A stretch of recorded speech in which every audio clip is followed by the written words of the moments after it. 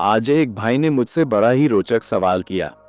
बोले, महाराज जी, जब कोई दूसरे धर्म का व्यक्ति अपने धर्म को श्रेष्ठ बताता है और दूसरे धर्म के भगवान को गाली देता है, उनके बारे में गलत बोलता है, अपमान करता है, तो उसके साथ बुरा क्यों नहीं होता? वो तो आराम से घूम रहा है, खा पी रहा है, हंस रहा है, तो भगवान कुछ करते क्यों नहीं? अरे, ये सवाल सिर्फ इस भाई का नहीं है। अगर मैं यहाँ बैठी सारी सभा से पूछूं तो कभी कभी आपको भी ऐसा लगता है कि जो लोग भगवान को मानते नहीं, जो भगवान के भक्तों का अपमान करते हैं, वो भी खूब मजे में हैं, तो आधे से ज्यादा लोग हाथ उठा देंगे। सबसे पहले तो हमें ये समझना होगा कि भगवान को कोई चोट नहीं पहुंचा सकता। हमारे मन में ये भ्रांति है कि भगवान हमारे जैसे हैं, गाली सुनेंगे तो दुखी हो जाएंगे, अपमान सुनेंगे तो नाराज हो जाएंगे। नहीं, भगवान तो अनंत, अजर, अमर, सर्वशक्तिमान, निराकार हैं। उनका कोई नुकसान नहीं कर सकता। जैसे कोई आदमी समुद्र में पत्थर फेंक दे, समुद्र को कुछ नहीं होगा। हाँ, पत्थर फेंकने वाले के हाथ में दर्द हो सकता है। शास्त्रों में बार बार कहा गया है, जैसा कर्म वैसा फल। कर्म एक बीज है, बीज बोया तो तुरंत पेड़ नहीं बनता। उसके अंकुर निकलने, फूल आने, फल आने में समय लगता है। अच्छा हो या बुरा, फल तब तक नहीं आता जब तक समय पूरा नहीं होता। इसलिए जब कोई भगवान का अपमान करता है तो उसने बुरे कर्म का बीज बो दिया। अब ये बीज पककर कब फल देगा, ये समय भगवान तय करते हैं, हम नहीं। कुछ लोग पूछते हैं, महाराज जी, अगर वो इतना बड़ा अपराध कर रहा है तो भगवान तुरंत बिजली क्यों नहीं गिरा देते? अरे, अगर भगवान हर गलती पर तुरंत सजा देने लगे तो इस दुनिया में एक भी आदमी बच नहीं पाएगा।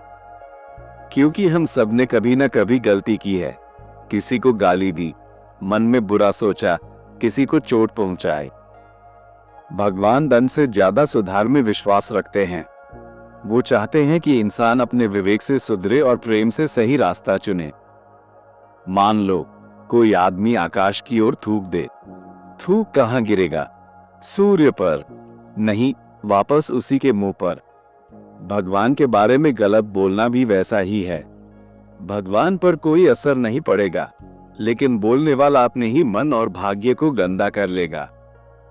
हम सोचते हैं बुरा मतलब बीमारी आना, धन का नुकसान, घर में क्लेश, लेकिन शास्त्र कहते हैं कि असली बुरा है विवेक का नाश हो जाना, हृदय का कठोर हो जाना, सत्य और प्रेम से दूरी हो जाना। जब किसी का विवेक चला गया तो समझो वो पहले से ही धन पा चुका है, बस हमें बाहर से वो सुखी दिख रहा है। ये भी याद रखना कि हम किसी की पूरी जिंदगी नहीं जानते। हमें लगता है कि वो सुखी है, लेकिन शायद रात में सो नहीं पाता, शायद उसका घर टूटने की कगार पर हो, शायद उसका अगला जन्म बहुत कष्टदायी होने वाला हो। कर्म का फल कई जन्मों में मिलता है और हम तो सिर्फ इस जन्म की झलक देखते हैं। कंस ने श्री कृष्ण का अपमान किया, उन्हें मारने की साजिश की, भक्तों को सताया। क्या कृष्ण ने तुरंत मार दिया? नहीं, उन्होंने समय आने दिया, बार बार अवसर दिया कि वो सुधर जाए। लेकिन जब उसने सीमा पार की तब अंत हुआ, और ऐसा हुआ कि पूरी दुनिया ने देखा। रावण ने भगवान राम का अपमान किया, सीता माता का हरण किया। राम ने तुरंत बाण नहीं चलाया, पहले दूत भेजा, समझाया, शांति का प्रस्ताव रखा। लेकिन जब रावण ने नहीं सुना तब न्याय हुआ, और ऐसा हुआ कि उसका नाम ही अहंकार का प्रतीक बन गया। अगर भगवान हर गाली पर तुरंत बिजली गिरा दें तो आपके मोहल्ले में कितने ट्रांसफॉर्मर बदलने पड़ेंगे? सोचो, भगवान तो प्रेम से काम लेते हैं। अगर कोई हमारे भगवान का अपमान करे, हमें क्रोध में आकर उसी तरह की भाषा नहीं बोलनी चाहिए। हमें ज्ञान और प्रेम से जवाब देना चाहिए। अपने भगवान के गुणगान में और मग्न हो जाना चाहिए। जैसे कोई आपके घर की दीवार पर मिट्टी फेंके, आपका काम है दीवार धोना, दीवार को सुंदर रखना, न कि जाकर उनके घर की दीवार गंदी करना।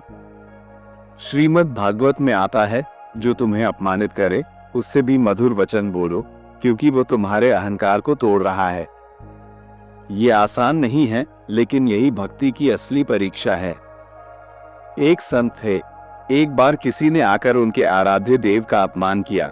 संत ने कुछ नहीं कहा, बस मुस्कुराकर बोले, आप जो बोल रहे हैं वो आपके मन का दर्पण है, मेरे भगवान का नहीं। कुछ महीनों बाद वही व्यक्ति किसी मुसीबत में फंसा। संत ने उसकी मदद की। वो व्यक्ति रो पड़ा, मैंने आपके भगवान को गाली दी और आप मेरी मदद कर रहे हैं। संत बोले, मेरे भगवान ने मुझे सिखाया है कि मदद करने में भेदभाव मत करो। उस दिन से वह व्यक्ति भक्त बन गया।